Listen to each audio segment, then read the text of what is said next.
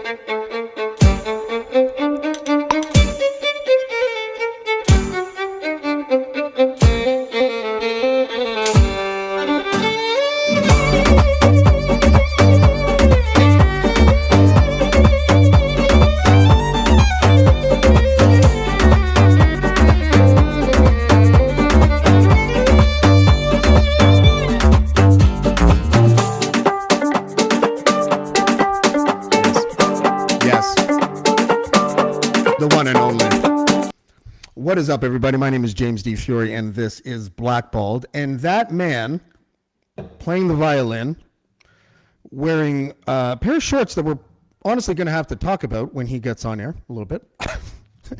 It's like Larry Bird styles, I'm pretty sure. Is a virtuoso musician. I've said it a million times the last couple of days. He is referred to by many people, and I think I actually made this up, so maybe it was me 20 years ago. The Jimi Hendrix of the violin. I don't even know if he likes that or not, but that's the way I look at it. He is Eugene Draw, a.k.a. Dr. Draw. Eugene. Oh, yeah. I'm wearing those Buddy. exact shorts right now, actually. I have like two pair of shorts that fit me in it. Those are the ones. But do you know why I mock them? Why? What's Because you can wear anything and people will be like, I don't give a fuck what he's wearing. That guy's dope. No, it's true. It's true. I'm not just, Listen, nice. I'm going to tell a quick story about how I met you, because I think it's like, it is quintessential Eugene. I was sitting, I'm going to get the bar wrong. I thought it was the Horseshoe, but I could be confusing it for something else. But I was sitting at a bar, and I was with the Pocket Dwellers. And I was with like all of them, I think. And the Pocket Dwellers, for those who don't know, is like an acid jazz hip hop fusion band. And there's like 8 of them. Horns and drums and a DJ and a rapper and blah, blah. And I grew up with the rapper and the DJ. I grew up with Nigel and Sheldon. And we're sitting there, and Nigel wasn't there. And it was like most of the rest of the Pocket Dwellers and me sitting on some patio in Toronto. And all of a sudden, I think it was Marco comes up and is like, Nigel is battling some guy right now to a guy playing a violin. And literally we all just like jumped over the patio fence or whatever and ran down the street and watched this kid this, and you were a kid. You were 17, I think, or Yeah, 18 like in the year 2000. 17. One Yeah, of those. and you were just like you were playing like four on the floor, kind of head naughty shit, but it was just you, plucking and playing and all that. And Nigel was rhyming, and the other guy was Jay Russell, who used to be a dancer at the National Ballet. He was also a rapper, and now he lives in South Dakota, and I think he studies numerology or something. Good guy. Minus 48. But I met. Was that? Nothing. Just What? sorry He to- does. It's an Oh interest. no! of Do you his, I remember? think. Do you know those guys have been waiting for JFK Jr. to come back? Was it like Yeah. minus Oh, is he 48 or doing something? that? No, he's not doing that. I'm just saying okay. numerology is just coming back. I know. That's Like what I sometimes thought. he Every posts time I things hear sometimes, and I feel like messaging him and being like, "Are you okay, Jay? Are you okay, buddy?" I'm sure he's fine. You know, a lot of people are doing. Anyway, sorry. I've just been Oh, that's reading okay. about it all day it's today. totally fine. So you were there, and they were rapping or whatever, and then Nigel probably won the battle because Jay, to be honest, used to squish too many syllables in his sentences. But in any event, there you were. I got your business card. Because every 17-year-old busker has business cards, right? And we were throwing raves and stuff like that, and I just wanted to hang out with you. You would busk, and I would be like, I'm going to be the hangers-on for Dr. Draw. But then I would have you play at our events. You played beside Armin van Buuren, I believe, at Yeah, one that of was my like events. Tiesto. It was what's his name? Arcadea. Do you remember the Finnish Orchidea. DJ? Yeah, the Finnish That's DJ. right. A really nice kid. He was like pianist at heart that did this like beautiful keyboard and a CD. Had a vocal introduction when he read a bit of poetry and like one of Yeah. those. It was really nice. Soft Yeah, kid. he really knew Good. how to move the crowd with his poetry at a rave. It was Yeah, exactly. Back then you could do that. you know what I'm saying? But no, but I remember when you were playing, and you used to play like strategic places. I don't know how you did. We'll get to that in a second. Like how you scheduled where you would play. Like you were like in Yorkville or like Dundas Square or Queen West or whatever. And you used to always like, and you did well, and everyone loved you. People would gather around and be like, "I've never quite seen a young man play a violin like this young man." It was great. And I don't know if I thought of it, but I'm going to take credit because the second time we were hanging out, I was like, listen, I throw raves and I think I want to hear you play that violin next to electronic music. I don't know if you've ever done that. I don't know if you had done that at the time because you were so young, and I totally want to take credit for that. But either way you did. And having you at the club was so special because the main stage was on that side of the club. I remember one time, I think it was at the docks. Yeah. We put you on the other side. Yeah. So everyone is facing, I thought it was Armin van Buuren, but it could have been Orchidea. Everyone was facing the DJ. And I planted people into the crowd to just turn around when you started playing. Because at first people didn't know where it was coming from. And they turned around. So I got my guys to turn around. And then it was like, it just caught like wildfire. All of a sudden people were like, hey, look at that.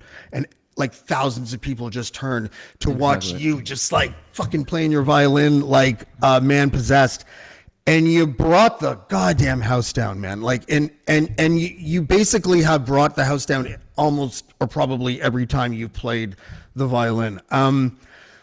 How did you? Are you self-taught? Are you one of those cats that like took a few lessons and was like, I got it, and then just did your own thing? Like, how did that work? But at that point, yeah, that point was more about energy and then how like I had the energy and the motivation to go out there and no fear, almost absolutely no fear. So just go and perform. And I still think to myself, like, how did I do it? I don't know. It was weird because with trance music, it was easy because trance is very melodic and yeah, but it's like house you also have to groove. With trance, Because you it's could just do- sexier than trance. Yeah, but it's such a different animal. Like with trance, you could just do long lines and you could go crazy, and a lot of things worked as long as you're in the key, or relative, somewhere there. But back then, like my strength was not technicality, but was mostly energy. I was able to just get into this trance and just go completely berserk, and it always worked. Even if it did, it always somewhat did. It was like this that later on when I became older, like it's gotten older, things become a little more complicated. So you have to like figure things out. Like, what am I actually doing? Like, what am I actually doing? It's just like most of it is intuitive. Now I have to figure out there's got to be some sort of method to this madness, and that's the point I am at right now. But there were lessons earlier on, and lessons in the middle, and now I feel like I'm back to studying, trying to understand it on a more an academic level, what's going on. And to be honest, like you can do anything. Like you can do anything. Anything would work with different crowd. Yeah.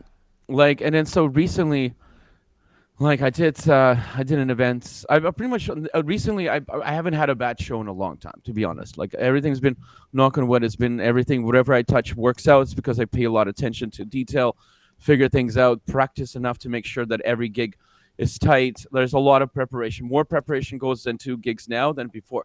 Before I was just like, you know what? If I'm energetic and crazy enough, it'll work out. Now I'm just like, I can't jump on the stage as much as I used to before. I can't get like, I have to pay attention to detail. I have to work on the technical side. Anyways, and then yesterday, like I was If doing, you wear baggier shorts, it might be easier on your knees, Eugene. man, my knees have been throwing getting that out effed up, to be honest. It's like, yeah. You used to pop lock while you played, right? I do that sometimes, but now as a 40-year-old pop locking style, it's just like it looks so freaking cool. I did it at a club there So like funny. a little while ago, and my friend is like, "Just don't do that. Like, just stop whatever the hell you're doing right now. Just no more. You're done." Like, what's next? And I'm like, "Come on, river I'm just dancing? trying to do this Yeah. thing. Like, yeah, just don't stop this shit." Oh man. That's so funny. But So is that a songwriting thing that you're talking about? Like you're now more, because I remember telling you even back in the day that it was like, are you freestyling when you play? yeah, Like, are you, like, and you were, I think. yeah, most of the time. And yeah, and it was always dope. But I noticed the change in you when Ave Maria came out, when you did the opera stuff. Oh no, that was Like, that was simple. The still like the improvisational stuff still continued.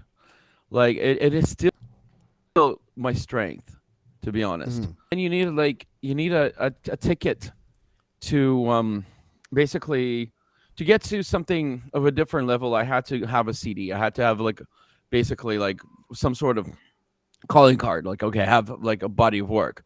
An album it's a very monumental for any artist is to have an album because it's like that means you've got enough focus and enough energy to actually sit down and get something from A to Z finished. You know what I mean? And now is it like still like that? Is it like that for you? Like, because that's almost a throwback approach now because of streaming, right? yeah, but to be honest, like I'm so detached from everything in a sense, strength. Because I rather focus on the artistic side than sit there and try to get on. Your girlfriend must love that. Like, well, He's get really on, detached. It's great. yeah. But getting on playlists is just like everyone's sitting there, and I wish I had the patience for it or a team to do it. Like now I'm more independent than ever. But I figured like my secret to everything was put out as much music as you possibly can, work with really talented people, and eventually it pays off. And it's like, and it does, it really does. Like, yeah, that thing. You're so versatile. Okay, so this is you wearing leopard print suit jacket, standing next Yeah. to Fat Joe. If you ask Fat Joe a week before that event, Fat Joe, do you ever picture yourself in an ad with a violinist wearing a leopard print double-breasted suit? I don't think he would be like, oh yeah, totally. Why did they choose that photo out of? I need new photos, like because it's like that's like one of my least favorite photos, like out of everything, like my freaking pudgy ass face and like, and it's just You like look like you look like honey, I don't think I want to leave you alone with this man. yeah, totally.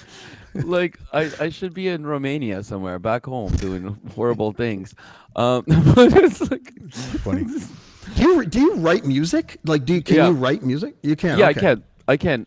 With like now I actually have to more so we'll go into it because it's like, it's an art form in itself, but it's also not very difficult. I mean, you can like teach an elephant how to write music, but it's hard to come up with melodies. I find melody writing is the most difficult thing to do. And sometimes For some reason, I thought for some reason, and this is my bad. I thought probably because I always compared you to Jimi Hendrix to my friends that I thought because he couldn't read music, so I thought that maybe you were just like one of those virtuoso kind of like like in Good Will Hunting, yeah. when he was like how Mozart just sat down and knew how to play. Well, when it comes to math, which is I just know how to play, like Well, no, but it's different. Like it's not like no knowledge of if it's good to have it in your back pocket, but it's not necessarily. It's so easy to read music, like ridiculous easy to read music. I don't think like anybody can do it. But I don't have to do it every day or write it every day. Like it's something that it comes in useful once in a while. But the only reason I know how to read music is because my parents put me into piano when I was really, really young. That's And right. then Yeah. yeah, so it's like so that's like I recommend every kid to be scarred by piano lessons at some point. Um, Did you get like smacked with a ruler if you, I you know? wish. I wish. I think my dad was really terrifying that no teachers would do that. Okay. Like, and the thing is that, like, as a kid, I showed no talent other than in dancing. So in dancing, I showed a bit of talent, and then so I had no talent in anything else, and I was lazy and unfocused and spoiled. So it's like, so whenever, So surprised at that. but my parents would put me into different things, and the teachers would not want to teach me because like this kid's got no talent. He's got absolutely no desire to do anything. And it's only when we ended up in Israel that the circumstance and the motivation was like I saw my teacher shyly, like my violin teacher. He was like my first teacher. I think was like 10 years old. He had so much pride that as a busker, everybody needed to earn money, and everyone was really poor going through immigration through Israel. He would choose Mhm. the most less traveled corner in Tel Aviv, like where Oh, really? nobody would go, and just quietly inconspicuously like play his viola there in like kind of corner, and then like as if he's ashamed of doing so, but he like but his like wife I guess would be like get out make some earn some money. Yeah. So it's Yeah. like, Yeah. Exactly. So so- when I met you on the street, it wasn't because you were just there busking. Because no, I live here now. Because Yeah, I'm not exactly. disciplined. Yeah. exactly. But I realized like I'm like, you know what, I can literally go on the street and I and just play. Like I was like, I don't know what happened. I don't think it was a conscious decision. I literally like our building was on Emile Zola, which is a little street behind Desengov, and Desengov is like one of the major intersections in Tel Aviv. It's like the street. It's like Young Street of Yeah. Toronto kind of thing. And they used to on the Shabbat they used to close it off so kids can play on in traffic without traffic. Kids can play Yeah. within the So kids can play in traffic. Yeah. I got to yeah, learn somehow. Yeah. exactly. And it's just like, and it was just become like this widely used pedestrian street at, like on a Saturday. So I just literally had to like hop across two fences, and I would be right there. And I had my violin, and I started playing, and then a lot of kids on, and I would just practice. And my sign would say, "I'm making money right now to pay for my lessons," which I did, and Mm. also just to continue education. And I would just go through my usual material of exercises and scales, and then like just get really into it. And Yeah. then there's a lot of like street gangs that were starting to pop up at that point. A lot of other kids going through immigration who weren't like as lucky to have violin lessons or anything. So they were selling flowers on the street, and they kind of got really pissed off. So I Yeah. had to hire security. So I had some of my homies at that time come in, make secure, like be my security. Like it's cool. Your homies weren't you like 15 at the time? 10. 10. This is my security. Hi. yeah, I'm no, Ishmael. they were a little older, but then like we started getting all the kids involved. After they got used to me, like I used to take him out for burgers and whatnot. Mm. So it was like it became a harmonious experience. And that was the hardest thing about leaving Israel because I got so attached to the street. I hated school. I hated everything else that had to do with life, living there, other than going to the beach and playing on the street. Yeah. And Dude, and you were destined to do this shit though. Like it was like you could I remember you showing me the Toronto Star article that came out. I think you were like 16 or something like that when it came out about 14. the kid that Yeah, would like 14, yeah, about the kid that would busk in Toronto. And you did that for years. Like that yeah, is like that was your like your rehearsal space in a sense, right? And absolutely. and people would always crowd around. I remember one time, I don't know if you remember this, but like we had you at I think it was the Docks or the government or something. And then I don't know if you remember, but I lived in the neighborhood on Maitland with Nick and Yeah, Adam. You right remember across the remember those street from guys? my high school. Yes, that's right. I That's was at right. Jarvis Collegiate, so it was like right there. And we're all cracked out. I don't know if you were, so I'm not going to like out you as some sort of drug user, but I know that I was certainly on a copious amount of ecstasy. Nice. And I was still ready to like, hear you play and stuff. So we'd go out on the balcony and it was like, fuck, I don't know, man. It was like 5:30 in the morning, the sun was just coming up and I was like, do it.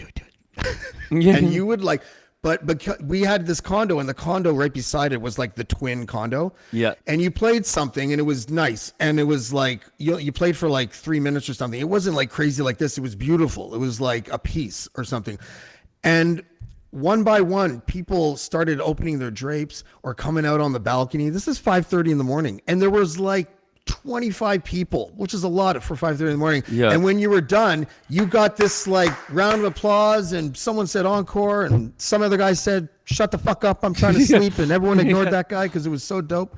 It was like you have this like interesting pixie dust about you, and a confidence, like that you're dope. And the difference between you now and back then, even though I haven't seen you in a while, whatever, it feels like what you just said, like you're more polished and refined now. Like you can still be the madman on the violin, but you probably felt. Like, did you feel like you needed to like be more dimensional? Is that sort of the idea? Like, Well, I think, to be honest, like what really destroyed my confidence as an energetic performer, and I didn't destroy it, but had to change my focus, was going in the studio for the first time. yes, Like going to like a studio to record, like not the first time, my second album, where I was surrounded with like session musicians, and then session musicians are like, they're really good. Like everyone's like, and I'm like, and I'm a performer. I'm not an artist. I'm not I'm not a musician. Like I'm not a studio. Like I was happy to hit the note like right every other third or fourth note. Like I was all over the place. But that made me feel very insecure for a while because I was surrounded with like studio people for a while, and that's when I lost my focus for a bit. Because rappers go through that. I think, do they? Like I could see Rappers that. go through this thing where they can spit on the corner, but when they get into the studio, they're like 70% of how dope they are when they're on the corner. Exactly. That's interesting. Yeah, I didn't know that happened to violinists, but rappers do it because they're not used to hearing themselves, and all of a sudden they're not as confident. So it's really a confidence thing. Interesting. No, absolutely. Like I think it was just like the first album when I was working with Morgan and everything. The environment was so supportive because I was the center of it. But then I started working with people that kind of knew what they were doing, and that made me lose my focus. And I found that that arrogance and delusion that I had as a young man was the key weapon. Like that's what got me through everything.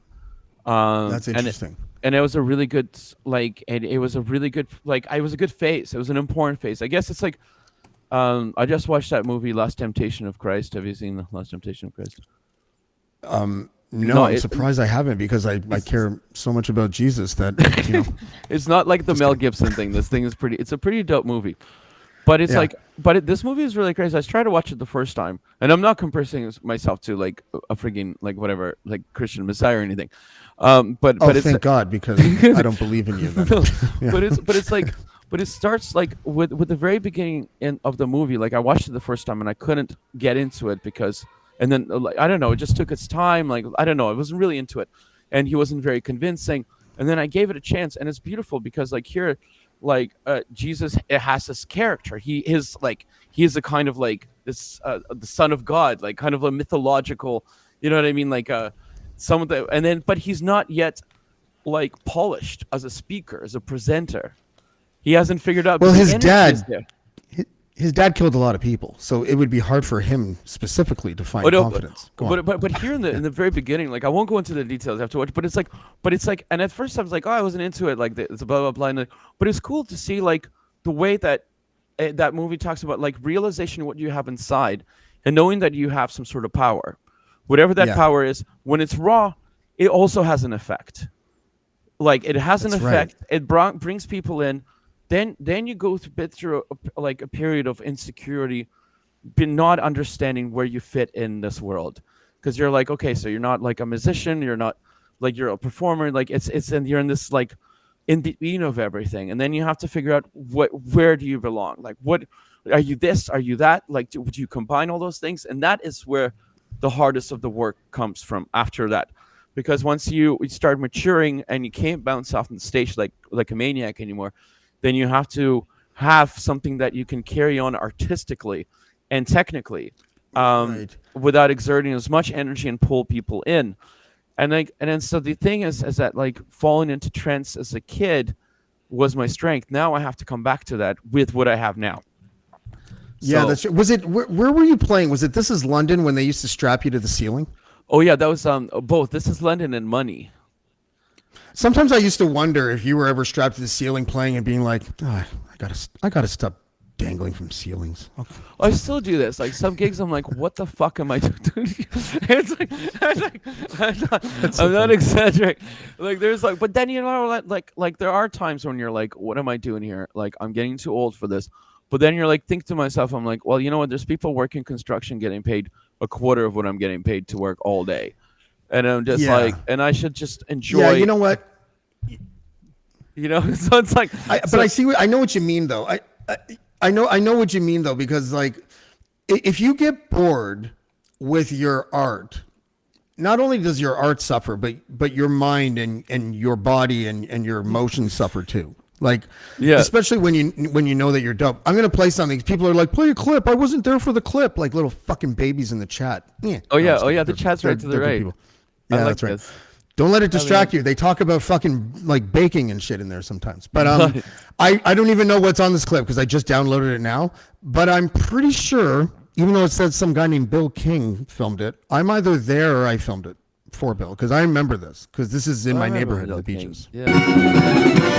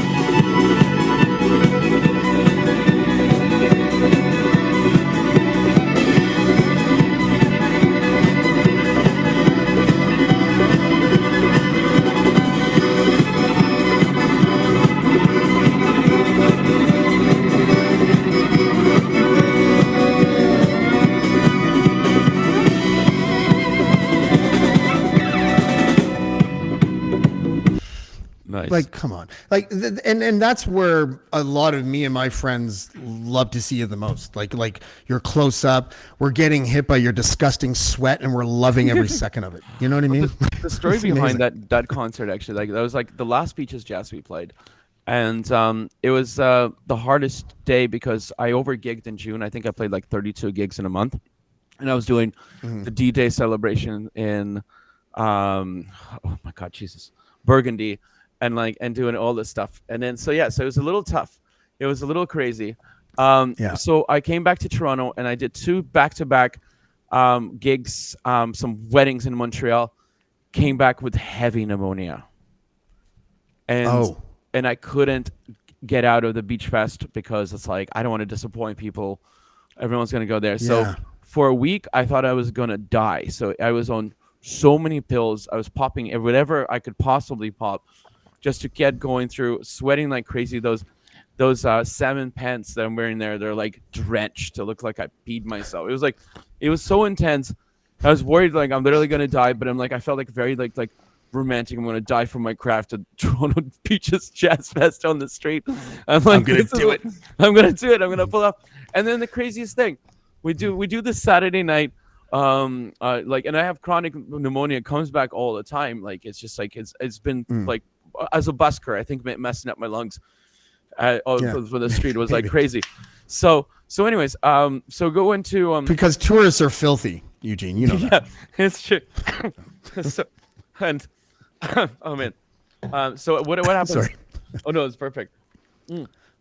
Cheers, by the way. What the hell am I Oh, drinking cheers, right man. now?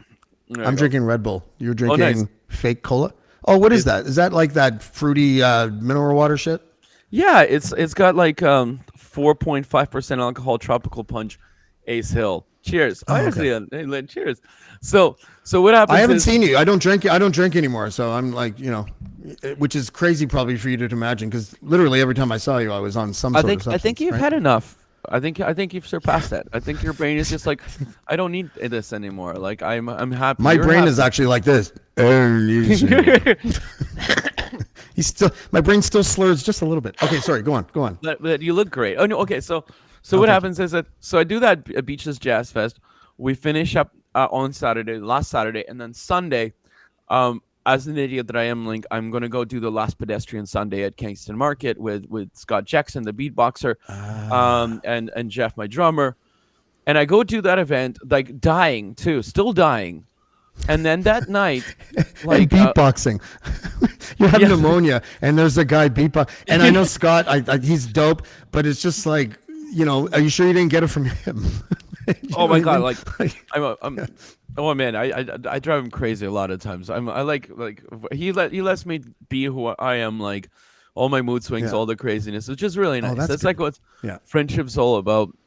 But like, so we get through this other street fest, and then Shames, who from the community there, who organizes Pedestrian Sunday, he's the funding member. He's also got that French restaurant down La Palette. And he's like, we're closing the restaurant. We have to eat things that are going to go bad. So bring your friends, and we're just going to eat through the fridge. So, and then I eat all this food, all this duck and whatnot. I love duck. And those delicious So French random. things. Yeah, like, and drink. I'm in Kensington Market. I got pneumonia, so obviously I eat a mountain of duck. Yeah, That's the first thing I would think of. So I ate all this duck, and then drank shit tons of vodka and all this wine, and then I'm like 100% well. And I'm Yeah, but done. you're Russian. And I'm just like, what? Like, I'm like, what's going on here? I suffered. I tried not to drink specifically for like 2 weeks because I was dying. I'm like, I'm not going to drink. I'm going to behave. And then I have all this vodka. I get trashed, and then I'm back to normal the next day. And I'm like, what a disappointment. I'm not disparaging your people, but there's something about the Russian blood where it's just like, if someone is sick, get that guy some vodka. I think we have like a reversed. Yeah, like I think the health plans should be very different. Like, oh man, it's true. Like, I really what's in that saline solution in that IV? Oh, don't worry, it's Eugene. It's 38% vodka. Yeah, You gotta put that shit up to 40. Bitch. Yeah, You don't just even know what we're doing. We have a I show. did that- We have Fat Joe waiting in the fucking lobby. What are you doing? That was so funny. Fat Joe showed up, like performed this set for like 20 minutes, up to half an hour, and left. Like, and Was he a dick a little bit? no, he just like did this Okay. thing. It's okay. I guess You don't want to burn the bridge, but I got it. it's just like he just showed up and did his thing, and it was like, it was so funny to see like someone who just does their thing. Like, you know what I mean? Like, everyone has their thing that they do, and he's a rapper, and he goes out and he performs, and it's very like, he does it, and it's and like, because he's an icon, people would pay just to see him bounce around on stage and do his thing, and then that's like. And I'm like, am I getting to that point eventually? I need some massive ass chain. I need chains. I'm missing chains. I need massive chains. I need like a security guard that has no sense of humor, that would stand there and just like look like. I need to get a little bit more of street personality. Like, I think that's my ideal. Like, I don't have to get more hip hop, just more like I want to intimidate other violinists when I go on stage. Like, look at my rough people. I want to. Hey, Ashley McIsaac, you better stay in the corner, motherfucker. Yeah, like, That's just start literally the only random violinist I know, beef but, with like this classical, like James Aines or Haines. It was just like these poor classical guys. Just be like, I'm gonna fucking ruin you. Like, bring it on. Stop it. Yeah. It's my Oh my god, Stradivarius. that'd be so like. It'd be so fun because we were. I don't know if Fat Joe. I don't know if you would call Fat. First of all, Fat Joe's dope. He's got like a good catalog and all that. Yeah. Icon level. I don't know about that. Like, but Yeah, it's true. To some people. and people that don't really like icon level in hip hop is a very small club. Like It's true. It's you can be an old school pioneer, but that doesn't mean you're an icon. He's like in the middle. He's not old school like KRS. He's a little bit later. I than love that. KRS. My God, I do I. love KRS. And KRS is an icon. But Fat Joe is a dope rapper who's had a great career, but he's not an icon. And what bothers me about that story is that I don't even like it when actual icons do that. I'll tell you about KRS-One. Like Jay-Z would do that, and I'd be like, yeah, that sounds like something a Jay-Z would do, and I'm fine with Jay-Z doing it for some reason, because his wife, she's fine. But yeah. But I saw KRS-One play at this club in Hamilton called. Did you ever play Pepper Jacks? No, I haven't played Hamilton that much. I'm playing there on the 16th of July, but not. Yeah, Okay. Anyways, the club doesn't exist anymore, but it was called Pepper Jacks. And I went to see KRS-One there, and it was like 2005, maybe 2006. And I bought like 5-6 beers, and I went right to the front. You know what I mean? Because it's a small club. And I was just like, I'm about to see one of my icons in a fucking small ass club. And it was dope. And I drank all my beers. And like 10 minutes before the whole thing was over, and I'm getting hit with KRS-One sweat. And I'm literally like, give me these sweat. Yeah. It's KRS-One. Yeah. And then I left because I'm starting to get all strategic. So I went to the back of Pepper Jacks, and I'm just like looking, trying to scope out. I'm like, okay, there's the SUV. I went and I hung out beside the SUV. And KRS-One comes out, and one of his security guys comes up in front of me. He's like, whoa, don't lean against the vehicle. I'm like, my bad. He's like, what are you doing here? He's like, you want an autograph or a picture? And I'm like, no, I don't want either of those things. Can I spit 16 bars for one of my rap heroes? Is that okay? And he's like, nah, man, no. And KRS-One's like, what's that guy want? He's like, he wants to spit some bars for you. He's like, well, let the white N-word spit some bars. He said that. And I was just like, I can't even repeat what you just said, but I'll spit some bars. And I was like, and I knew which verse I was going to spit. And it was just like, this is the dopest one I have. And I'm going to make references that he's going to be like, I can't believe this white kid knows. Anyways, I spit 16 bars. Then he spit 16 bars. And he's like, you got 16 more? And we just fucking traded rhymes, me and KRS-One for like 20 minutes. That's and amazing. I fucking left, and I wept. I fucking left, and I wept because I was just like, that's an icon. But that's an artist. That's a real artist. That's not just somebody like, oh man, it would be amazing to work with him. We should do that. Like, what's he doing? I think by now he'll work with anyone. Like, let's bring him here. Like, he's like, man, he would be incredible. Like, imagine like, even just, oh man. That's such a good idea. I have links. I know how to get a hold of him. I think he would come. I mean, you got to pay someone like KRS-One to do it, but I mean, you know what? It's just like, do it. Honestly, I could like, what do you call those things? The Last Wish Fund, was it? Make-A-Wish Foundation. Yeah, Make-A-Wish Foundation. We'll pretend you're dying. We'll just. You won't believe this, KRS-One. Remember that kid you visited last year? He's alive. It's good. It's fine now. Credits you. Exactly. Okay. Just super. Oh my God. So funny. No, but yeah, you were working with a lot of rappers. Like I feel like you go in and out of hip hop. Like it's not Scott Jackson. You've had pretty consistent. He's probably the most consistent hip hop guy you've worked with, I think. Yeah, but I think I want to go deeper into hip hop right now. But I don't know where hip hop stands right now, to be honest. I don't think anyone does. I think like underground has become a pop now. Like, and what I used to listen to obscure underground tracks, I'd be like, oh, this is strange. I love it. Now it's commercial in a weird kind of way, and it's and which just has its pluses. I really got into oh my God, I'm so old, but my most recent rapper I really got into is Tyler the Creator. I really like. Why not? When he came out, and that's already a decade ago. Like it's already 10 years ago. Dude, you can't call yourself old because I'm like, when I met you, I was like, look at this young little boy. So I don't know if it's legal to hang out with him, but I want to. You know, that's what it. Like, oh man, those are fun days. But like, I would, I'm trying to find a rapper to work with. Would be interesting to figure something out. Like, let's get in touch with KRS-One. Let's bring him on. Let's get him to like, like Scott and I can come up with a crazy beat. We've been working a lot. We've been doing a lot of weird. Eastern European mix of Mongolian chant and a turbo a pop turbo stuff. A lot of plucky things, like really intense. I'll send you some beats, but it's been hard. But the craziest thing, like with my band, we literally just crushed. We went into a studio and recorded a whole album in 2 days. Wow. How many Yeah, tracks? 12, I think.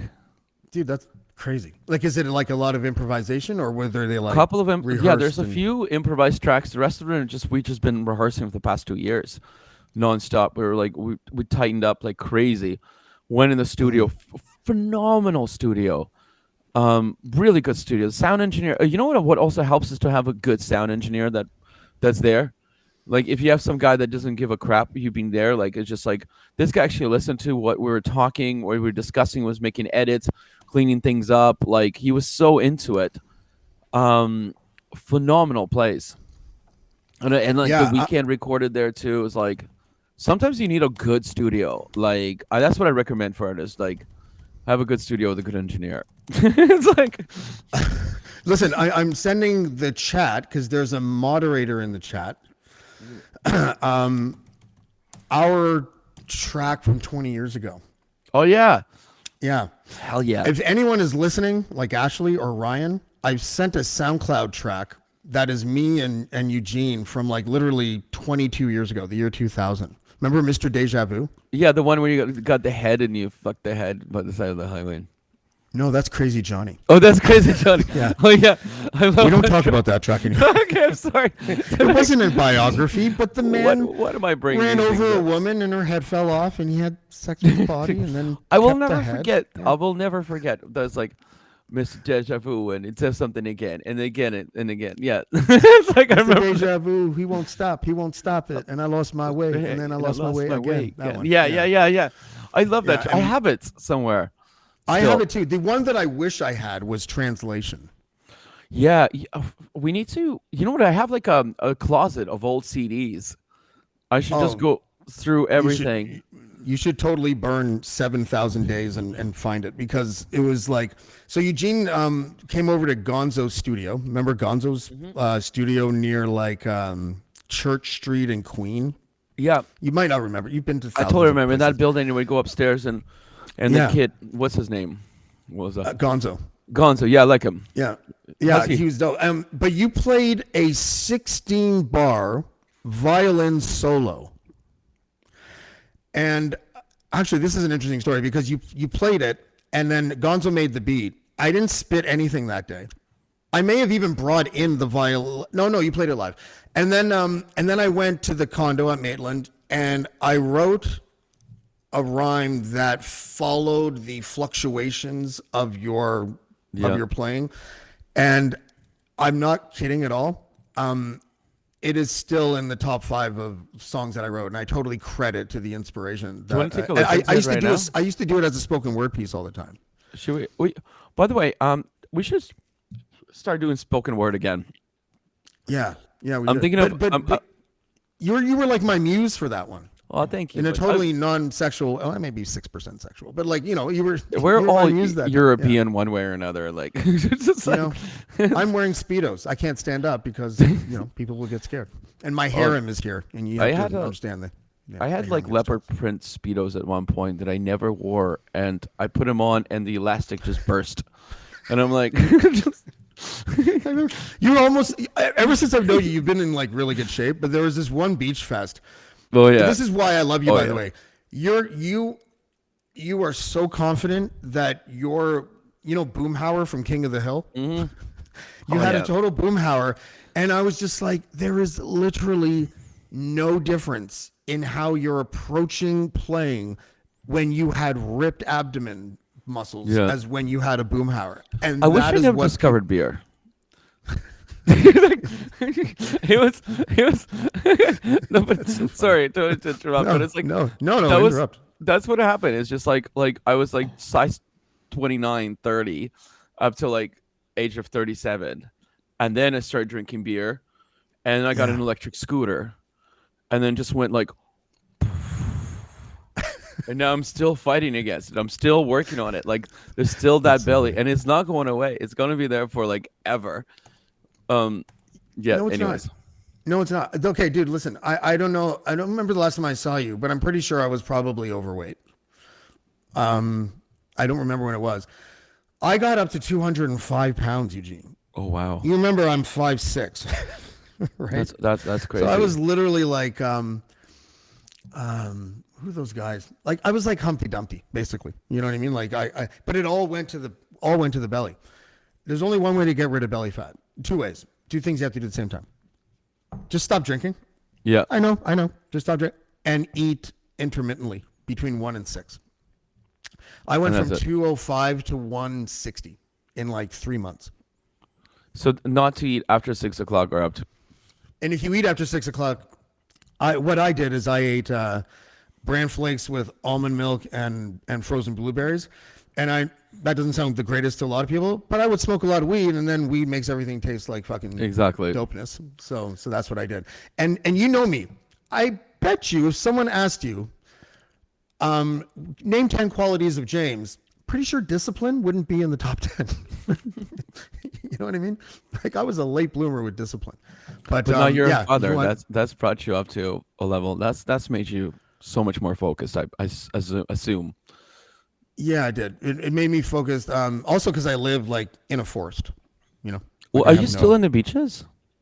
No, dude. I live like Eugene and I are really tight. 5 years ago, I moved away from Toronto. Oh shit!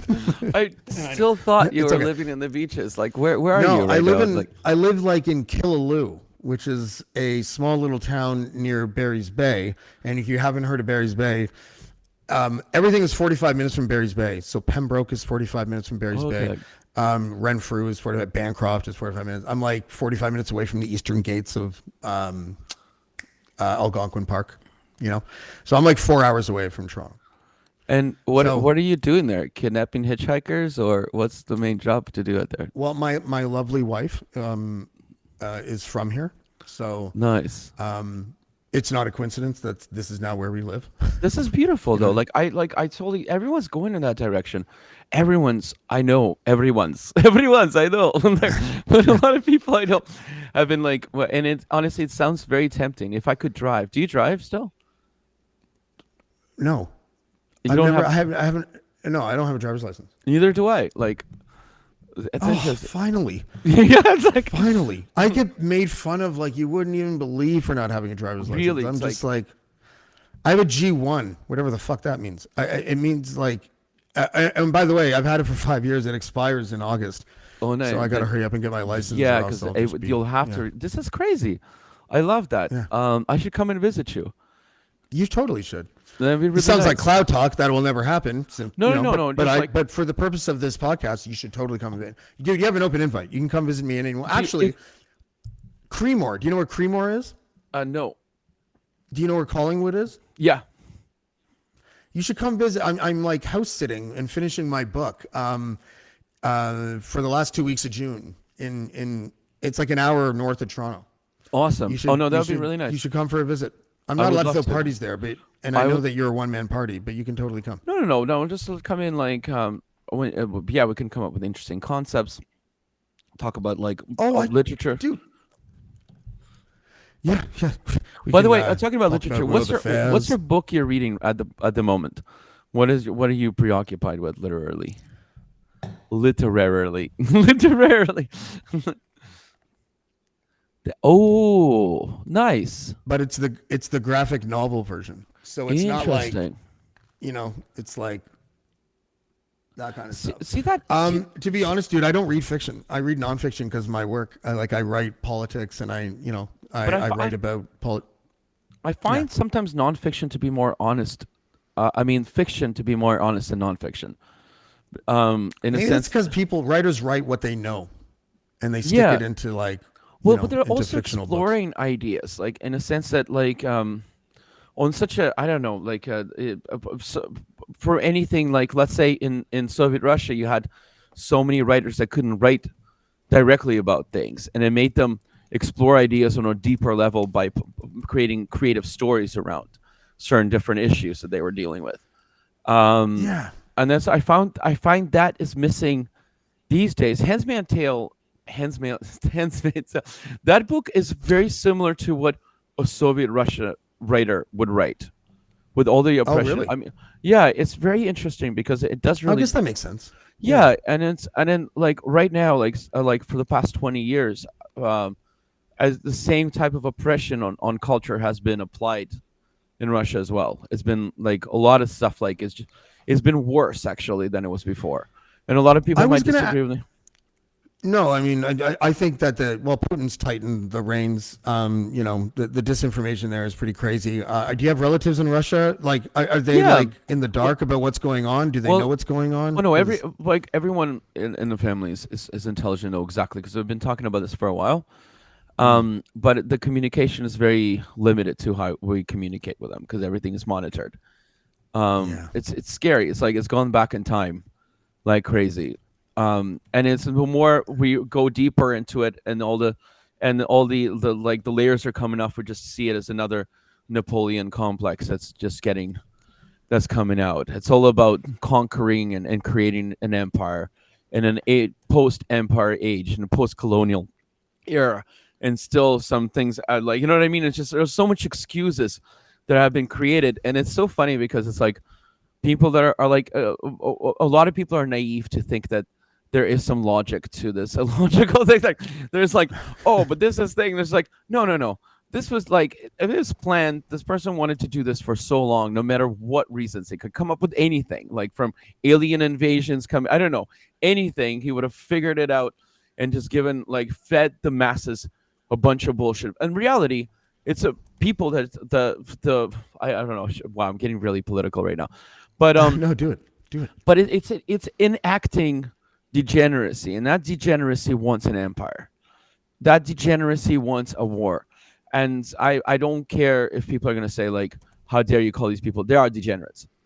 Like these are degenerates. They want to go into it. They anybody who has this severe nationalism that they think that they have to go and conquer another country and think that themselves above other people are complete trash to me. Yeah. No, it's a tough situation. We talk to some guy in the Ukraine all the time that tells us what's going on, and he's got family in Russia, and some of the family there, like family members, are like, oh, it's not that serious. Like they don't know what's happening, or No. they get told things from the government that like that aren't true. The propaganda that Russia puts out, the only other country I can think of that does it as well is the United States. You know what I Oh, mean? of Like course.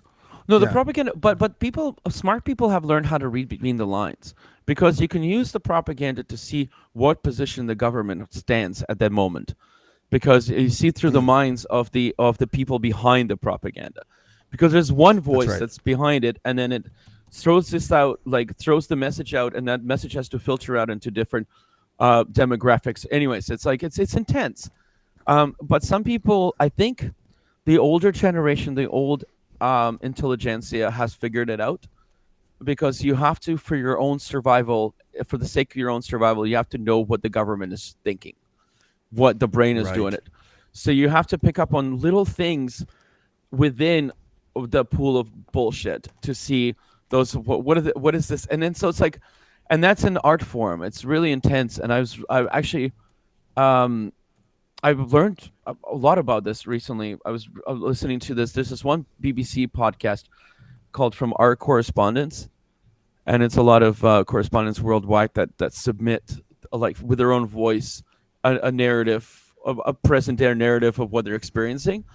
And there's Yeah. one from St. Petersburg, and this was like 2 years ago, or a year or so ago, and it voiced exactly that, and it radiated because he's talking to this older woman, and she's like, listen and I read the propaganda because if I study it hard enough, I understand what position the government actually holds. Well, the brain, I'm like, wow, I get Hmm. this now. Like, um, Yeah. That's really anyways, interesting. that's really cool, and but it's also really scary that like there's like, oh, I have friends that have worked for RT, and Mhm. RT has goes through cleansing constantly. Yeah, Like, RT is the place that North American journalists who can't get a job in North America often go. And no matter who it is, even if it's a guy like Chris Hedges, who's really talented. He used to work for the New York Times. He was like a Pulitzer Prize winner. And then he goes to Russia and he goes to RT or whatever. And immediately people call him like a commie and like, a Russian puppet and all this stuff. And it's like, you know what? You're going to, you can't win everybody over. I mean, I guess for some people, maybe it's not a smart move to go to RT, but try being a fucking journalist in North America these days. You know what I mean? It's not easy. No. It's not easy at all. No, you're absolutely right. Sorry, I'm totally going off topic. I was going to ask you about COVID because we talked a little bit off air before the show about. I have this weird theory that because of the lockdown, creative people, all of a sudden realized I was one of them. Okay, where I realized, holy fuck, how artists procrastinate. I was like, we're on lockdown. We're going to be on lockdown. At the time, it seemed like we would be on lockdown for like 6 months, and it turned out to be like a year and a half or whatever. This is the time. This is it. You're not going to get another opportunity to like literally take everything that your midlife crisis is telling you to do and just fucking do it. I went on this Olympian rapper schedule. I'm a better rapper now than when I knew you. I'm quicker. I'm more polished. My cadence is better. Like I'll send you some stuff or whatever. And I'm not trying to be braggadocious. I'm just no. I'm sort of like I'm spotlighting the virtuous habit of discipline in your art, and how rhyming for an hour a day and writing for an hour a day for like a solid 2.5 years, where I do it at least 5 times a week. I'm better now at 45 than I was at 25. No, and I guess my question is, do you see a renaissance coming in the next year or two with all this great art that I think is being created, has been created since 2020? I think it's already starting. It's already starting, to be honest. I see like what I want is the renaissance will happen on its own.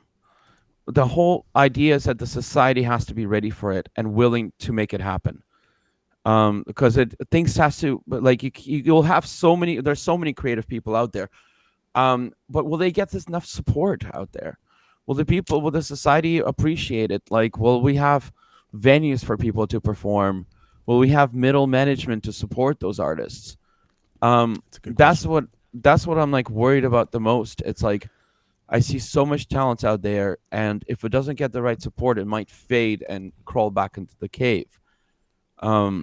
So do you know what I mean? And it's like, so there's a lot of positivity, but also kind of a bit of like, I don't know, fear that it might retract in a weird kind of way. Yeah, I feel like, you're probably right. Like there's so many people that were locked in for so long. Like you're either going to go mad or you're going to paint something. Oh no, of course. You know what I mean? But it's like, we need something now. Like we do need, very open festivals. We need huge things, less curated and more free. We need less people who have some sort of agendas by creating, like, we just need open format, create like exposure in this sense. We need more public television in the sense. I mean, public exposure in the sense. And it's what's right about what you said is that COVID might have not made amazing performers, but it has definitely contributed towards really thoughtful compositions and thoughtful works of art and everything. I personally think that it was like it sounds very selfish, but it was one of the best things that happened to me in a while. I say the same thing. I swear to God, I've said it on Dean Blundell's podcast about how like I joke, but like I say to myself, if someone came up to me, because 6 million people have died of COVID, and but my career has done really well. That if someone came up to me and said, if you press that red button, those 6 million people, they get to go back to their families. Oh, but you get to go back to where you were before the pandemic started. I'd just be like, no, you can take that button. I'm not going to see, you know what I mean? But the point I'm just trying to make is that, but that's like one of those Japanese proverb things, right? Like a crisis came, and so we found the opportunity. Well, but also like we the dark thing of it is that a lot of us have dealt with loss. That is also some sort of weird inspiration, but it's also inspiration. It's like, it's very gothic in a sense, but we have experienced loss. We've lost friends that are close. We lost family members, and that's also inspiration. It We've doesn't also lost friends who are still living that have a political difference of opinion. exactly. Well, you know what? Yeah. The weirdest thing about the whole political opinion is that this it made me this whole pandemic made me see like humanity as this constant spectrum of opinion. There's constant. There's Yeah. always going to be one, and then and then the scary thing is that there's so much like schizophrenia on well, like like in thought Yeah. in anyways, like people are really dove into things really deeply, extremely deeply, and things got paranoid, and and this whole image of pandemic is already scary to so many people that they couldn't even handle it. They did Yeah. over those things. It's like it's unfortunate, but but then when it started, I was starting getting very irritated with people, and I'm like, and I was becoming more and more left wing as this thing was progressing. um Hmm. and then I'm just realizing, I'm like, you know what, I can't be angry anymore. Like, I don't care. I'm like, if you before I used to get so feisty and like fight all those things, and I'm just like, you know what, talk to me. What's your I'm literally gonna I'm gonna What's the listen. matter? Yeah, what's the matter? Tell me. Like, I might not agree, but like, and it still goes on. Like, how many places did I go to in Ontario that like in the first like sentence Hunter Biden would be brought up? I'm like, we're not even talking. And I'm like, people just Yeah. throw these things in your face, and you're like, I don't give a shit. Like, I'm like, this is not. I know. But for a lot of people, that has become their whole persona is their political opinion. Like, And that's it. yeah, and some of the shit is so like you don't even know what to do with it. Like Yeah, that QAnon culture really kind of permeated here. You know, it's my like it. guilty pleasure because I read on that. Like, I spend at least every time I'm in the toilet, I read my QAnon stories. It's a It's really like, place. It's a suitable place to read it, though. You know, yeah, like it. I, Yeah. I, I go on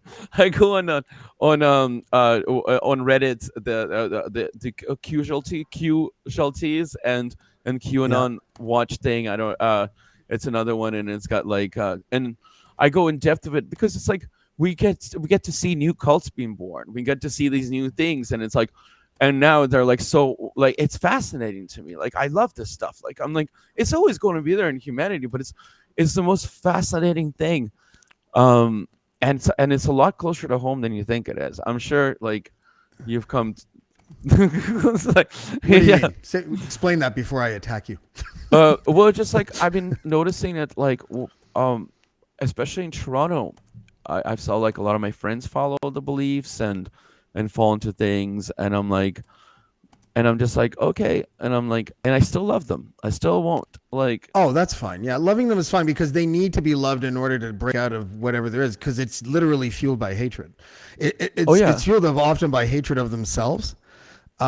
It is fueled by things like not being informed. It's fueled by emotion. Listen, I was on when I was on Dean Blundell's podcast during the pandemic. I was like, and I'm not saying this to like make myself look good or whatever, but they'll tell you like at the time that the pandemic started to like mid 2021, I was like, you can't bully these people. If you yeah, bully these people that don't believe that believe that Bill Gates created the vaccine at the behest of George Soros so they could inject you with microchips and then you could like get a cell phone signal just by going like this to your hair, yeah, like or whatever the fuck it was. You can't bully them because if you yeah, bully them, they'll double down. And you know where I learned that from the previous anti-vax culture that existed before the pandemic did, where there were people that didn't want to vaccinate their children because they thought it would the mercury inside the vaccine would give their kids autism. yeah, And I remember when that was happening, I did a deep dive on it to see what it was all about. yeah, Those people were literally motivated by the idea that they were going to save their children from becoming autistic. yeah. Do you have any idea how Interesting. powerful that motivation probably No, is? of course, of course. I Now, have a lot do you bully of do you friends that bully follow them? that belief. Do you bully them or do you try to like even if it's painstakingly exhausting, you try to educate them, you try to help them. You know, like or But you it, just let them not get vaccinated and say, "You know what? Don't roll the dice then. If it's going we, to make you feel better, whatever." I You know, think, to like be honest, humanism is being a humanist. I think is the most important thing. mhm. I mean, like, and like might not agree with something with people, but they're still your surrounding. They're still your friends. They're still your society in a sense is always going to be so divided up. There's always going to be Yeah. people. There's always going to be extremes of every like and they will express it like in the first 5 minutes of meeting someone. They'll tell you exactly what they think about everything, Ugh, and that's yeah. become thing. And it's annoying sometimes. And before the beginning of pandemic, I'm like I was really like pushing people away. And then I'm like, you know what? I'll tolerate the first 5 minutes of it, and like, but I'm not gonna be. And then like, some of my best friends have become following these things, and I'm still actually, to be honest, most of my really close friends follow certain beliefs I don't agree with, in particularly. But Yeah, it's artists are weird like that, aren't they? You know? oh no, totally. Yeah. But then like I don't know, it's just like humanity is so complicated. But it's you know what I will find refuge in Greek myths. I'll find Oh, refuge in literature. I'll find refuge in things that really like you have to start reading fiction again. I think there's a lot of like interesting going to sci-fi. There's amazing like going to Kurt Vonnegut or mm, like anything Ursula Le Guin, for example. She's an incredible like sci-fi, but also kind of like a sociologist in a sense because she will show you a society like she'll exercise an idea that would be like let's take our society but change little things about it and see how it would survive like yeah. work. She was one of the first people that make gender liquid like I mean, like all this phenomenal. Just passed away recently. San Francisco, Philip K. Dick, contemporary, phenomenal. So yeah. So Yeah, what? it's Dispossessed. That's a book. Get dispossessed. okay. I'll Ursula Le read it for Guin. you. I'll read it for you. It'll be literally the first fiction like novel that I've read, and I don't fucking even know. Like, I read the Da Vinci Code in like 4 hours once, and I was like, that was awesome. And then I just never bothered to go back. But like, I'm a news junkie and stuff, and my creative outlet is still writing songs and poetry and shit like that. Yeah. So it's one of those. I don't know. You know what? I don't have time. I know that sounds ridiculous, but I get up at 5:30 and I work until the kids get up, and then I make breakfast, and then I work when they go to school, and then I do the podcast or prep for it, and then I do the podcast, and then the kids, I spend time with them again, and then everyone's in bed, and then I work.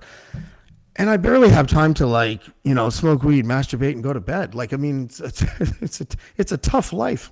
Has your weed Working all the becoming time, weaker too? Like you're not probably smoking stuff that's THC like way up there. Like I do edibles now mostly because I nice. don't like smoking it. It just makes me cough I did an like crazy. opening for a dispensary. One of the they didn't have a shop before, but called Ghost Drums. Ghost Drums. Wait, dope. Yeah. That's so my dad joke. so this thing is called Ghost Drops, I think, and they were like one of the legit companies. I went legit early. It's the guys who were uh, King of the Dot connected. Remember the battle rap? Oh, So yeah. I'm 1-0 in King of the Dot. it's like I decided that I was gonna go do a King of the Dot battle, so I got organic, and I'm like, just let me do what I'm talking about. And he's like, all right. He had no idea, and I destroyed this kid. His name was Desired Effect. So I literally made like bars and bars about how stupid his name is, right? And then, amazing. but I won. You know what's funny? It was 7 years ago. It was 7 years ago, and even back then, I had to own the fact that I was old. Yeah, yeah. You know what I mean? It's like, oh Yeah, man, because but he almost cried because I was like, if you're gonna tell jokes in a battle, do something that you can face. Do something. Oh no, I'm old and I can face it because I've been doing this shit since you were nothing but a glint in the eyes wow, of your mother's rapist. Yeah. wow, And the crowd was like, oh my God, that old fucker just took that little boy to town. You know what I mean? wow. But then looking back on it now, I would get canceled. Like, Yeah, I don't even no, want for to tell sure. people where it is because I was like, I said some really awful I mean, things to in this battle young man. culture, you can still do that, like, because there's still like a bit of like, which is kind of like, it's important to let off steam because lyrically, it's like, and Yeah. I think they can do that in battle, as long as like, um, Yeah. If you're going to tell jokes in a battle, you better come hard or don't even bother. For example, I'm going to fuck your girlfriend so goddamn deep that I could get filleted by your unborn daughter. wow. Brilliant. Like even for me, I was just like, that's a little too far. That's a little too far. You know what I mean?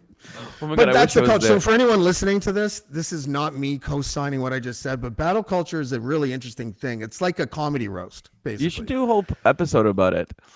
Like talk about like the importance of the battle culture. You know what I should do? I should bring guests on and right at the end. I should be like, okay, you ready? And it'd be like, okay, I'm ready. And then I'll just do one line that's biting like that and just make them take it and just make it like a tradition. If you come on James's show, That's a great idea. I like this. My show will not last much longer if I do that. You know what I mean? Well, I think that your biggest calling card was in the very beginning, sorry, is when you got Noam Chomsky on it. Yeah. I think that was like I don't- no beginning you know, for me. Say what you will about senile people, but they'll agree to go on a guy's first episode ever. Yeah. You know what I mean? And it's true, but I mean it was the best you can possibly have. Like, and I mean he's also a news junkie too. Like the guy, like I remember watching a documentary. He's not senile, on- by the way. He's not senile, like at all. He's still No, like, it's- the smartest man on the planet, basically. You know what? To be honest, like a lot of old people I know are so much brighter than mentally, not physically. Physically is a different thing. They become thinkers because they're no longer as what you call mobile as they were before. Anyways, Yeah. this is really nice. You're looking at the clock. Do you need to go? Oh, am I looking at the clock? No, I don't know. I thought you were, or your girlfriend. Is she signaling you? What's going on there? no. There's just me here. I don't even know where the clock is on this thing. Oh, You it's got right like 5 here. more minutes. Yeah, 100%. Yeah. Yeah. I wanted to ask you about. I wanted to talk about your mom a little bit because your mom. Sorry, it's moving away from battle. There's like a rapping. battle Let's talk going about on. your mom. Your mom is one of the loveliest women I've ever met in my life, and I'm just wondering because I know your dad is sort of like he always seemed like this when you talked about him. He always seemed like this really kind of gruff, kind of like I'm the smartest man in the world kind of vibe. I don't know that to be true, but your mom, who I met, I feel like you got a lot of your artistic side from her. Oh yeah, 100%. Like she was the executive director of the National Ballet, and Oh no, had she a was bunch of like. she's part of did the she do? school. Then Oh, okay. then she became the ballet mistress of the Royal Danish in Denmark. And then now she's a professor. In I North, just thought of a pastry when you said that. Oh So yeah, I don't know yeah. what that is. Oh man, the pastries are actually good. You know what? It's totally. And then she went up to North Carolina and she was a professor at University of North Carolina. And then she did that for a long time, and then she just is recently coming back to Canada in July. Okay. Because Oh, you know she's what? out. She's out now. Yeah. Is she? And are you guys? Do you guys live in Oh, the she same just released a neighborhood? 'Cause, book, like, by the way. She's released Oh, a what's the book. You know what? I should. Oh, here, like. Is her name Eva Draw? Is that her Yeah. name? Yeah. So if you look up Eva Draw, Let's see if we can find the book here. so it's an on a audio book personal as note? well. Yes, that's The it. World of Ballet and Beyond on a personal note. Yep. Is that Yep. it? Yep. Okay. And then So I'm gonna. Okay, there it is. Is that her on the cover? yeah. Wow, your mom was a looker. I mean that respectfully. I really do. Oh yeah, no, she's I ruined her modeling career. Because she got She pregnant. lets me know about that occasionally. She's like, That is your dad's fault, and we all know that. That's not your fault. but no, she's kicking butt right now. Really kicking butt right now. So the That's book, awesome when you can be proud of your mom. You know, like Oh, that's, totally. That's one of those things. And the book is pretty great. Very like, it covers a lot of understanding. Yeah, that's it right there. Nice. Look at how beautiful his mom is, everybody. How old is she in that photo? I'd have no idea. Like maybe in 30s. Your mom's like a black woman in a sense because she could be like 80 and you'll be like, I don't know, like 41. Yeah. 41. No, she's moving back here in July, so she's gonna take a year off, and she works really hard. She works too much. She's a very hardworking person, always hardworking. And I think she needs a break. She's got a dog. So she just hangs out with her dog. Are your for a year. parents together? I don't know. Oh no, separated for a while, but Okay. still close. So she's gonna come back here for a bit until she can't deal with me anymore, and then probably find another place to move. So that's gonna be the plan. You're not difficult. I've never imagined you to be No, difficult. I'm not difficult. You are a consummate artist though. Like you remember when you lived in that weird place at what was it, Lansdowne and Bloor-ish? No, In Ossington that and Blair. sort of Ossington, in that like basement thing where mannequins were hanging from ceilings and I'm shit. still Like, there. are you still there? Yeah, just renovated it. Like, Dude, I'm not saying the place was whack. I'm saying it was fucked up to be in. I was just Oh, like, no, what did totally, you like, call no. it? The Happy Slappy Acid Circus or something? What yeah, did you like, no, call it? because I had an apartment at the same time, but so that place was like my playhouse for a while. Yeah, I bet it was. I mean, and everyone But you needs did a little circus playhouse. there or something, like some sort of circus it was called. Totally. There was Yeah, circus we in the had. name. Oh no, we had it's called cultural debauchery, Ah, that's right. and then Yes. and then Speaking so my that language, by the way. yeah, yeah, like, and that ran for a while until it started consuming a lot of my time. So, but it was a Yeah. great time. It was like it got a little culty. Oh, did it? Good old days. Yeah, good old days. Oh, you had like, I remember now. You had a bunch of like porcelain Russian dolls that were like models that would like there was like four of them that followed you everywhere you went. Do you remember Yeah, that? those the interesting old days. It was like how long It was ago a was that? That harem. was like Yeah. no, never got to that point. Um, Oh. well, I can't admit anything online, but it Oh, was like, right. Your girlfriend's watching, so we won't talk about the no, I'm just glorious kidding. days No, of just like- all that no, stuff. there was a lot of But you know what was neat about them is that I remember them. They were all like models or actresses or whatever. They all had porcelain skin and were really attractive. But all of them seemed to have IQs of like 140. They were all Yeah. super intelligent women. And that was the neat thing about hanging out with you is that all the pretty women there you could have a conversation with. Like, absolutely. because I don't really find dumb women attractive. Like, you know, I don't find dumb people fun to be around. You know, No, dumb you men, whatever can't. like that. But, you know, Absolutely. It's Yeah. time. It's like it hurts a little bit. Like Yeah. to be, hey, like, oh my God, I was at one time in Ottawa having a conversation with this girl. Like I was a little drunk, and I think like, and it was having this is like a long time ago, like a decade ago, and the girl's like, I love history. I love history. So the dinosaurs were there, and then the Big Bang happened, and all the dinosaurs died, and I'm just like. And I'm like, and then she's like, you know what she told me after? I told her, remember What's this that? girl? She's like, I want to be a hairstylist, but I don't like. There's too many gay people in that world, and I don't know. Like, and I'm like, okay, you know what? I can't do this. Like, I'm just like, I can't talk to this person. First of all, is she aware?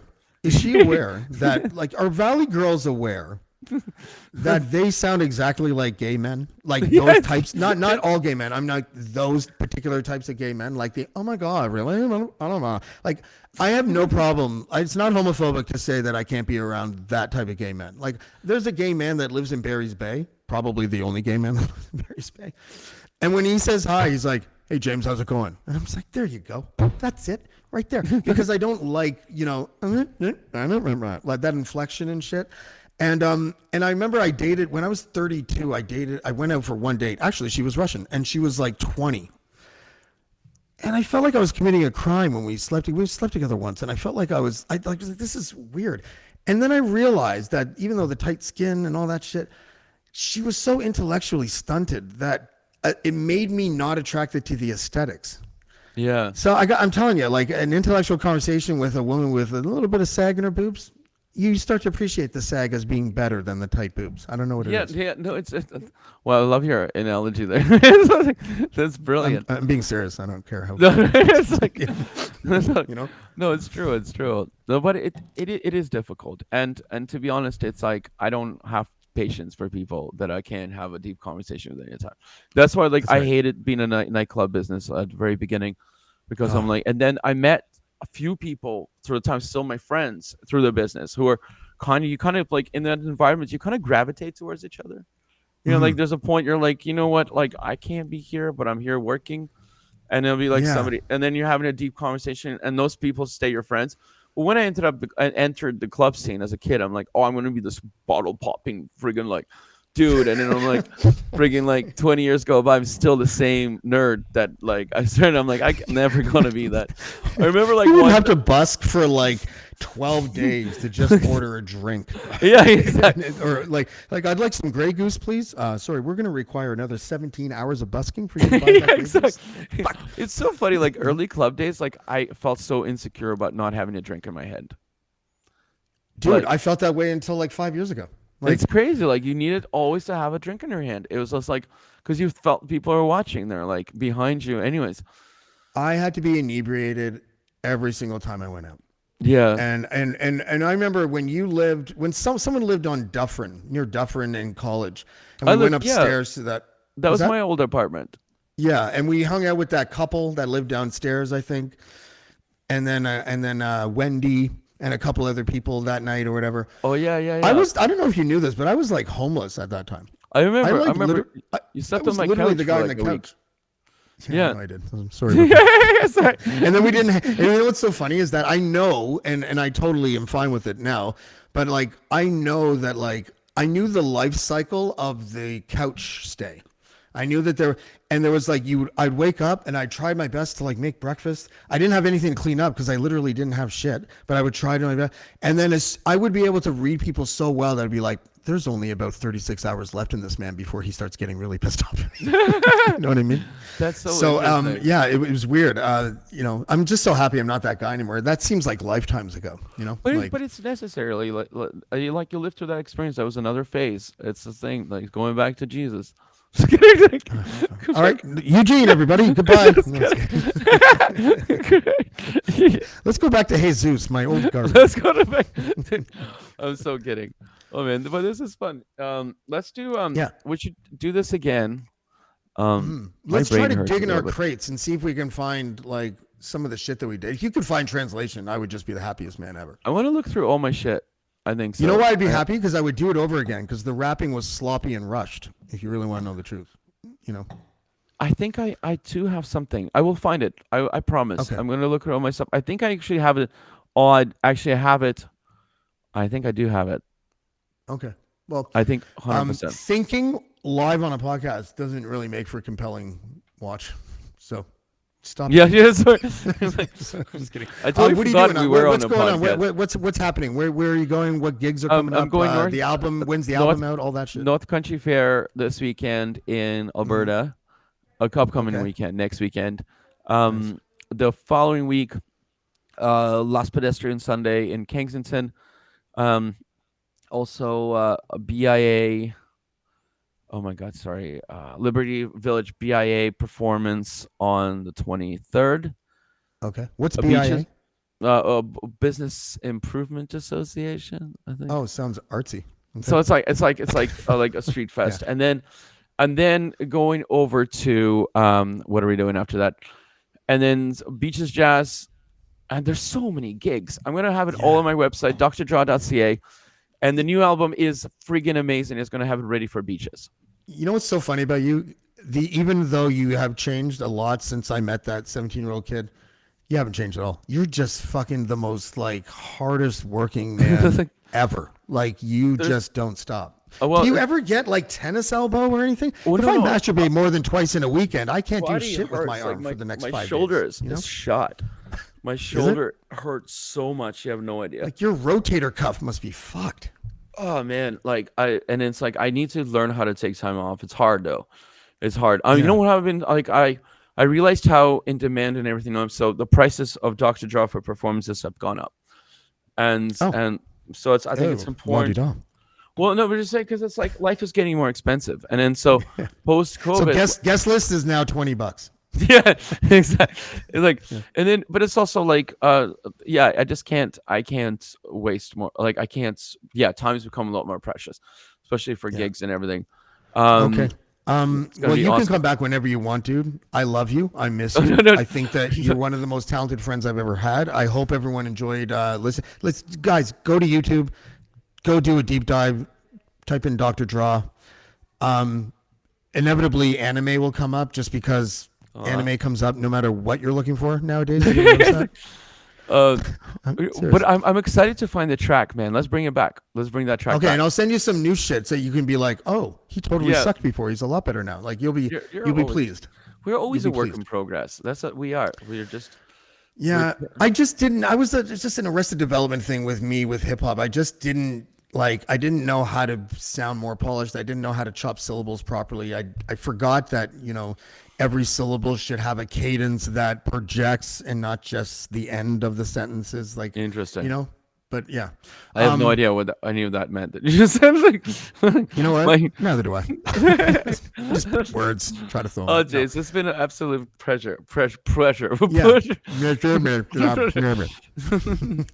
I love you, buddy. I really do. I miss you. Oh, and, miss you too, buddy. and I thank you for coming Love on, you, guys. love. Everybody, check him out. I'm going to call you after the podcast just to say thanks, okay? Okay. All right. No, This is Dr. Draw, everybody. Thank you very much for coming out. He's dope, guys. I know that, yeah, you guys, the people that were here at the beginning for the video, maybe I should end with the videos for the people that didn't see it. So I think I'm going to do that. Tomorrow we have a awesome Canadian comedian named Simon Rakoff. Wednesday, we're going to do a deep dive into the Klondike Papers and talk about some of the stories that we've broken at Blackballed Media and at the Dean Blundell Show on deanblundell.com. And then either Thursday or Friday, we still haven't figured out, Adam Scorgi is going to be here, and we're going to do a documentary screening of his film Culture High, which was one of the things that in helping the Liberal government pass legalization of marijuana. So I hope you guys enjoyed it. I'm going to try to lead you out with that video. If I can remember where it is. There it is. And thank you very much. We'll see you next time.